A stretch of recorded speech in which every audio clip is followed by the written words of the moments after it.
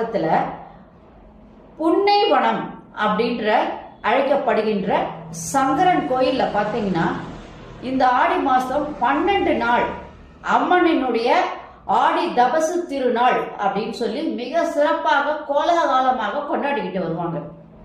அன்னை பார்வதி தேவியானவள் சிவபெருமானை வேண்டி ஊசி மேல் நின்று என்ன பண்றாங்கன்னா அந்த அம்மா தவம் செய்கின்றார்கள். ஏன்னா சிவபெருமானை தான் ஆட்கொள்ள வேண்டும், சிவபெருமானால் தான் ஆட்கொள்ள வேண்டும் என்று அந்த அம்மா தவம் இருந்தது. அந்த தவத்துக்கு மெச்சி சிவபெருமானும் பார்வதி தேவியை தன்னுடன் ஆட்கொண்டார். அரியும் சிவனும் ஒன்று என்ற தத்துவத்தை இந்த உலகிற்கு உணர்த்த வேண்டும் என்று திருவுள்ளம் கொண்டாள் பார்வதி தேவி.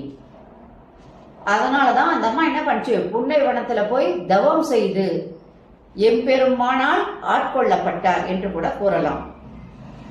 அந்த